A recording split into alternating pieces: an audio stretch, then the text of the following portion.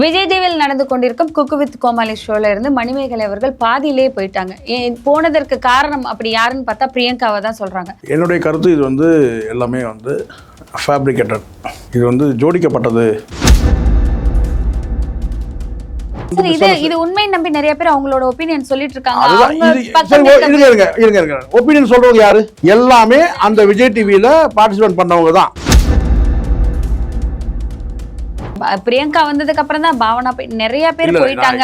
நீங்க நல்லா புரிஞ்சுங்க. இப்போ இந்த இடத்துல சீசன் 1, 2 நல்லா தான் போயிட்டு இருக்கு. சீசன் 3 சரியா போகல, 4 போகல. அண்ணன் திரும்ப வந்து மது ஒழிப்பு மாநாடு ஒரு பக்கம் நடத்துறாரு. விஜய் அவர்கள் வந்து மக்களுக்கான அரசியல் மாநாடு நடத்துறாரு. இவங்க முப்பெரும் விழா நடத்துறாங்க. இதை பத்தி யாரும் வாதிக்கல. டிஆர்பி ரைஸ் பண்ணுறதுக்காக விஜய் டிவி மேனேஜ்மெண்ட்டு வந்து பார்த்தீங்கன்னா வந்து ஒரு அறிவுறுத்தல், நீங்கள் எப்படி இதை நீங்கள் வியூவர்ஸை மாற்றுவீங்கன்னு தெரியாது, வந்தாகணும். இதில் உங்களுக்கு வேலை இல்லை. அப்போ வேறு என்ன செய்ய ப்ரொடக்ஷன் பார்க்குறாங்க, என்ன பண்ணால் வரும், ரெண்டு பேரும் சண்டை போட விடுவோம், இதை வந்து ஒரு 10 சேனலில் பேசி இதை வந்து ஹைலைட் பண்ணுவோம், எப்படி ரிசல்ட் வருதுன்னு பார்ப்போம். இப்போ அவங்க எதிர்பார்த்த ரிசல்ட் வந்துட்டு சில ஓரளவுக்கு இருக்கிற எல்லா வேலையும் விட்டு இப்போ பிரியங்காவும் மணிமேகலை பற்றி பேசிட்டு இருக்கிறோம் எல்லா சேனலும்.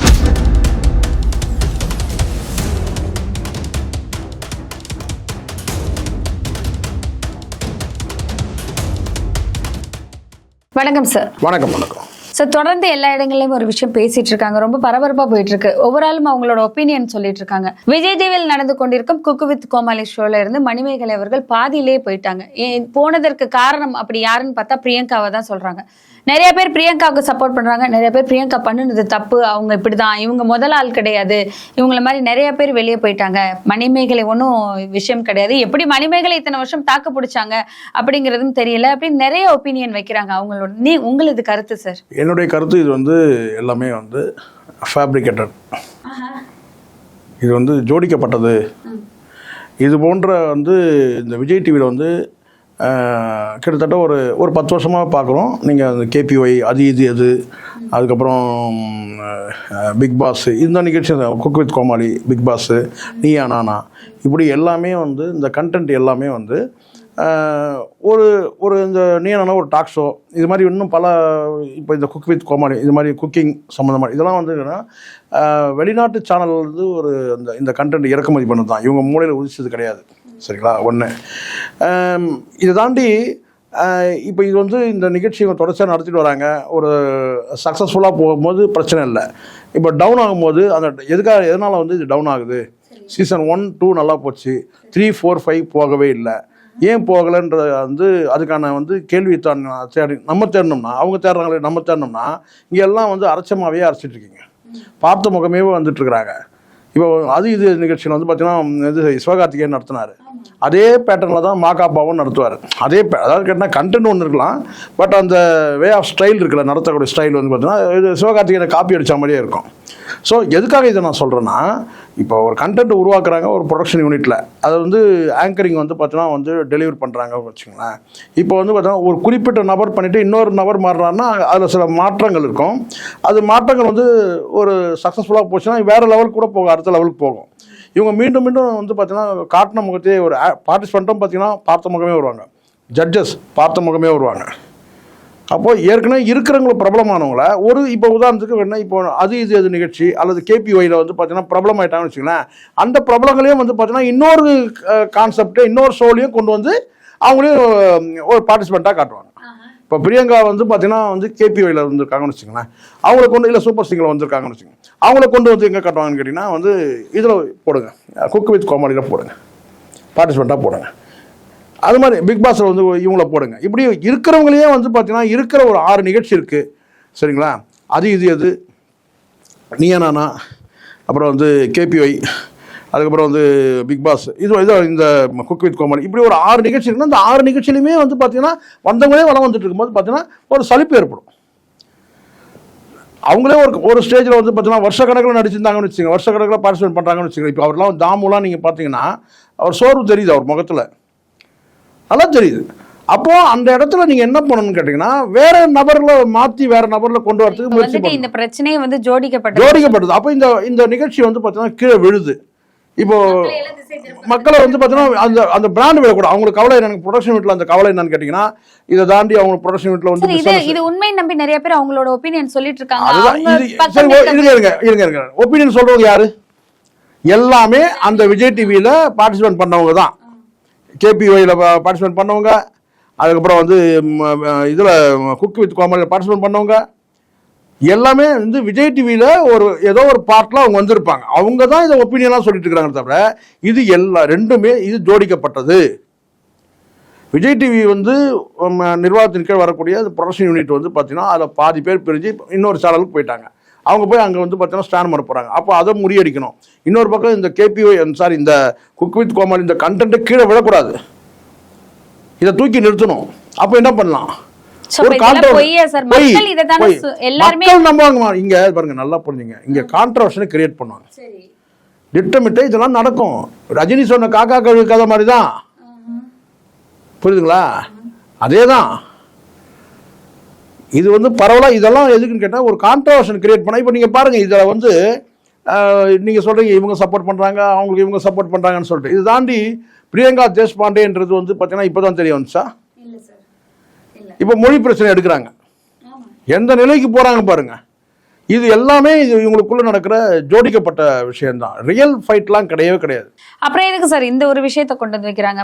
பிரியங்கா வந்ததுக்கு அப்புறம் தான் பாவனா நிறைய பேர் போயிட்டாங்க. நீங்க நல்லா புரிஞ்சுங்க. இப்போ இந்த இடத்துல சீசன் 1, 2 நல்லா தான் போயிட்டு இருக்கு. சீசன் 3 சரியா போகல, 4 போகல, 5 வந்து விழுது.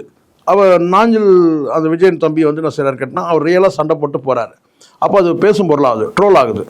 அப்போது இது வந்து பார்த்தீங்கன்னா வந்து நாஞ்சில் விஜயன் இப்படி பேசிட்டு போகிறாரு. இப்போ வந்து பிரியங்கா ஒரு 2 விமன் வந்து சண்டை போட்டால் எப்படி இருக்கும்? ஏற்கனவே திட்டமிட்டு தான் இவங்க பிரியங்காவே உள்ளே கொண்டு வராங்க, சரிங்களா? இப்போ வந்து கேட்டால் பிரியங்கா விசஸ் மணிமேகலை, பிரியங்கா தேஷ்பாண்டே, இவங்க மணிமேகலை தமிழ்ச்சி, இப்படி ஒரு மோதலை உருவாக்குறாங்க. நான் என்ன கேட்குறேன், இந்த மணிமேகலை கேட்குறேன், இது வந்து 5வது சீசன்ல கடைசி எபிசோட்ல நீங்க வெளியே வரீங்க சார். அவங்க அந்த அந்த ஷோல வந்துட்டு பிரியங்காவும் மணிமேகலையும் மோதல் நடக்கிறது தெளிவாவே மக்களுக்கு வெளியே தெரியுது. நீங்க தெளிவா நீங்க தெரியுதுன்னு சொல்றீங்க. இந்த நிகழ்ச்சி நீங்க ஆரம்பத்துல இருந்து மறுபடியும் நீங்க அசை போட்டு பாத்தீங்கன்னா தெரியும். முதல்ல இது எப்படி தொடங்கப்பட்டுச்சு, அடுத்தடுத்து எப்படிலாம் இவங்க வந்து அதை ஸ்டாண்ட் பண்றதுக்கு வியூவர்ஸ் வர்றதுக்கு என்னெல்லாம் பண்றாங்கன்னு நீங்க பாருங்க. டபுள் மீனிங்லாம் பேசுறேன். இந்த குக் இந்த சமையல்ல வந்து டபுள் மீனிங் வந்தா இல்லை, நான் நிறைய பேசிடுவோம். அப்புறம் அதில் டபுள் மீனிங் எவ்வளோ பேசியிருக்காங்க தெரியுமா? எடுத்துட்டேன் ஃபுல்லா. எவ்வளோ டபுள் மீனிங் பேசியிருக்காங்க. ஏன் டபுள் மீனிங்? இதனால என்ன ஆச்சு? ஹாலில் இருக்கிற டிவி பெட்ரூமுக்கு போயிடுச்சு. பிள்ளைகளோட உட்காந்து பார்க்க முடியாத சூழ்நிலை உருவாச்சா இல்லையா? அப்போ இந்த ஊடகம் என்னன்னு கேட்டா, வியூவர்ஸை எப்படியாவது வர வைக்கணும், இந்த பிராண்டை நிக்க வைக்கணும். அப்போ என்ன பண்ணலாம்? நீங்க ஆக்கப்பூர்வமா நீங்க என்ன பண்ணணும்னா, அந்த ஜட்ஜஸ் வந்திருக்காங்க இல்லையா, அந்த தாமு இவங்கெல்லாம் வந்திருக்காங்களா, அங்க வேற நபர் எந்நேரம் வந்திருக்கணும். நீங்க எதை நம்புறீங்க? அங்க நடத்தக்கூடிய ஆங்கர்ஸோ இந்த பார்ட்டிசிபெண்ட்டை நம்பி கிடையாதுங்க. இது வந்து கான்செப்ட் தான் நம்ம நம்புறோம். அப்படி சொன்னா கான்செப்ட் அப்படியே நிக்கணும். அங்க நான் ஆக்டரையும் ஆக்ட்ரஸையும் நீங்க மாற்றணும், பார்ட்டிசிபெண்ட்டாக மாற்றணும். அது இங்கே சார் குக்கிங் சைடாக இருக்கட்டும், இல்லை அந்த கோமாளியாக இருக்கட்டும், இல்லை இப்போ இது வந்து நீங்கள் திட்டமிட்டு நீங்கள் ஒரே நபரை கொண்டு, இப்போ மணிமேகலையே நீங்கள் எடுத்துங்க, பிரியங்காவே எடுத்துங்க, ஏன் இவங்களை தவிர வேறு யாருமே இல்லையா? புதுசாக நீங்கள் மாற்றினீங்கன்னா தான் உங்களுக்கு பார்வையாளர் நிற்க முடியும். இல்லை போர் அடிச்சிடும், அட இது எப்பவுமே அப்படி தான் சேனல் மாற்றுப்பேன் அப்படின்னு போயிடும். அந்த மடையனுக்கு அது தெரியாமல் நீங்கள் வந்து இன்னொரு பக்கம் சேனலோட சண்டை, இன்னொரு சேனல் வந்து ஆப்போனண்ட்டாக வந்து இங்கே இருக்கிற ப்ரொடக்ஷன் யூனிட்டில் இருக்கவங்க அங்கே போகிறாங்க. அப்போ இருக்கிற நீங்கள் வந்து தக்க வைக்கணும். அப்போ தக்க வைக்கிறதுக்கு என்ன பண்ணுறது? ஒரு கான்ட்ரவர்ஷனை கிரியேட் பண்ணு. யார் இருக்கிறாங்க, பிரியங்காவையும் வந்து மணிமேகலையும் சண்டை போட விடு. அது ஒரு சண்டை போடுறதுக்கு பஞ்சாயத்துக்கு ஒரு 4 பேரை விடு, அந்த சைடில் ஒரு 4 பேரை விடு, இந்த சைடில் ஒரு 4 பேரை விடு. இவங்க எல்லாம் பேசி ஏதோ தேசிய பிரச்சனை மாதிரி பேசிட்டு ஒரு 4 நாளா வந்து மீடியாவில் எல்லாருமே ஒரு பெரிய தேசிய அண்ணன் திரும்ப வந்து மது ஒழிப்பு மாநாடு ஒரு பக்கம் நடத்துறாரு. விஜய் அவர்கள் வந்து மக்களுக்கான அரசியல் மாநாடு நடத்துறாரு. இவங்க முப்பெரும் விழா நடத்துறாங்க. இதை பத்தி யாரும் வாதிக்கல. மணிமேகலை வந்து பிரியங்காவுக்கு என்ன வந்து இது விஜய் டிவியோட முழுக்க முழுக்க திட்டம், அவங்கள டிஆர்பி ரைஸ் பண்றதுக்காக விஜய் டிவி மேனேஜ்மெண்ட் வந்து பாத்தீங்கன்னா வந்து ஒரு அறிவுறுத்தல், நீங்க எப்படி இதை நீங்க வியூவர்ஸை மாத்துவீங்கன்னு தெரியாது, வந்தாகணும், இதெல்லாம் உங்களுக்கு வேலை இல்லை. அப்போ வேற என்ன செய்ய ப்ரொடக்ஷன் பார்க்குறாங்க, என்ன பண்ணால் வரும், என்ன வேணால் பண்ணலாம்.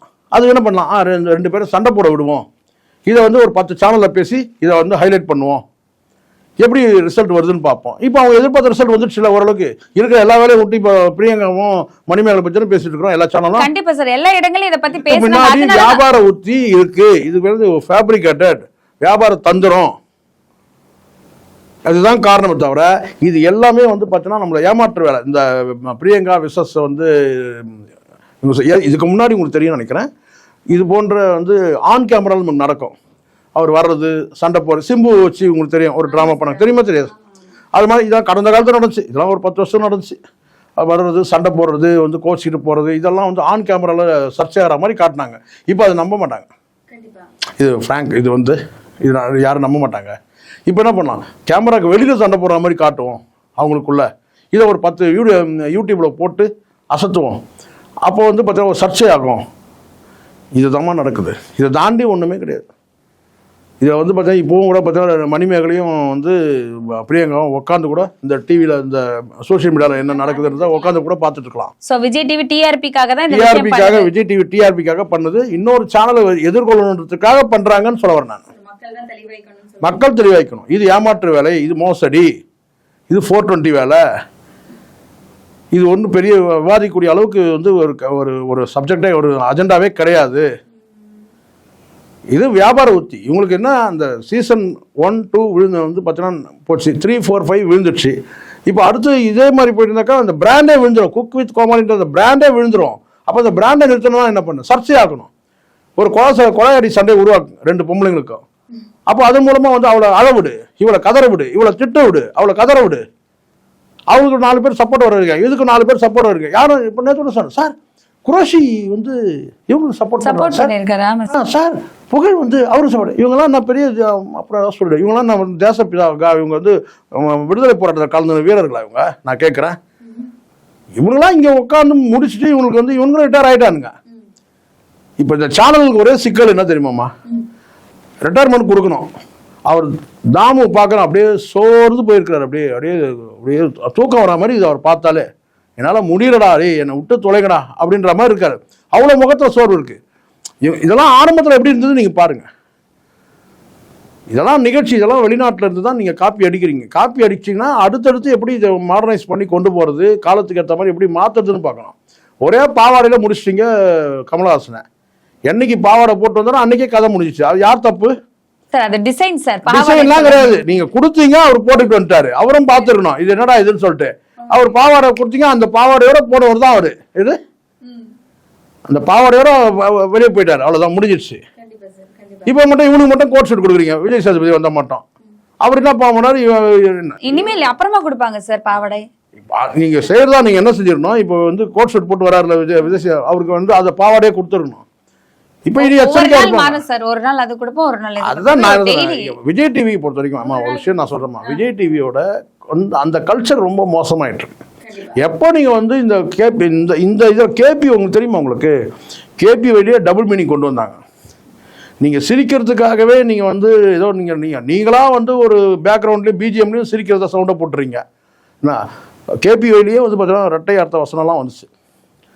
நீங்கள் ஒரு எத்திக்ஸ் இல்லாமல் பண்ணுறீங்க. இந்த குக்கிங்கில் வந்து பார்த்தீங்கன்னா டபுள் மீனிங் பேசுனாங்களா இல்லையா? அப்போ எல்லாரும் ஹாலில் டிவி வச்சுக்காமல் அவன் பெட்ரூம் கொண்டு போயிட்டான், இதுதான் உண்மை. அது தாண்டி ட்ரெஸ் காஸ்டியூம் குக்கிங் பண்ணும்போது என்ன மாதிரி ட்ரெஸ்ஸு பார்த்துட்டு தானே நம்ம இருந்தோம். இதெல்லாம் வந்து சும்மா என்ன வந்து ரொம்ப கேபிஐயில் வந்து உச்சபட்சமாக வல்கரான வார்த்தைகளை வந்து பயன்படுத்தினாங்க தெரியுமா. ஏதோ சிரிக்கிறதுக்கு என்டர்டெயின்மெண்ட் பண்ணுறதுக்குலாம் நீங்கள் எவ்வளோ பண்ணலாம். டபுள் ரெட்டை அர்த்த வசனங்கள் வந்து சொல்கிறது வேறு, நேரடியாக சொல்கிறதுன்னு இருக்குது. சிலதெல்லாம் நேரடியாக நீங்கள் சொல்கிறீங்க, ரெட்டை அர்த்த வசனம் கூட கிடையாது, மறைமுகமாக சொல்லக்கூடாது, நேரடியாக சொல்கிறீங்க, அப்புறம் தவறு இல்லை இது. அப்போ நீங்கள் வந்து ஒரு அருவருப்பான ஒரு கண்டென்ட் ஆகிடுது இல்லை. குக் வித் கோமாளி நோக்கம் என்ன, சமையல். அந்த சமையலில் வந்து அவங்க ஏதோ அவங்க அங்கே லூட்டி அடிக்கிறது, உங்களுக்குள்ளே பண்ணுறது, இதெல்லாம் வந்து சராசரியாக வந்து பார்த்தீங்கன்னா வந்து மக்கள் ஏற்றுக்கிறல. நீங்கள் ஆரம்பத்தில் 1, 2 நல்லா இருந்துச்சு, அது ஒரு இயல்பாக இருந்தது, ஒரு சீரியஸ்னஸ் இருந்தது சமையலில். இப்போ அங்கே சமைக்கிறது போய் பேச்சு தான் ஜாஸ்தியாக இருக்குது. நீங்களே பாருங்கள், சீசன் 3, 4, 5 எடுத்து பாருங்கள், பேச்சு தான் ஜாஸ்தியாக இருக்கும். சமைக்கிற இடத்துல வந்து பார்த்தீங்கன்னா இதெல்லாம் வந்து ஒரு வீடு, இதெல்லாம் இந்த கண்டென்ட்லாம் எப்படி, இப்போ இந்த பிக் பாஸ்லாம் எப்படி ஒரு வீட்டுக்குள்ளே நடக்கிற விஷயம், அதை வந்து பார்த்தீங்கன்னா வந்து வீட்டுக்குள்ளே எப்படி இருக்கிறாங்க 100 நாட்கள், இதுதான் கண்டென்ட். இது சராசரியாக அடுத்த வீட்டு பார்க்குற அந்த எண்ணம் இருக்குது பற்றிலாம் அவங்களுக்கு தான் இது வந்து சரியாக இருக்கும். அப்படிப்பட்ட மக்கள் தான் பார்க்க ஆரம்பிச்சிட்டாங்கன்னு வச்சுங்களேன்.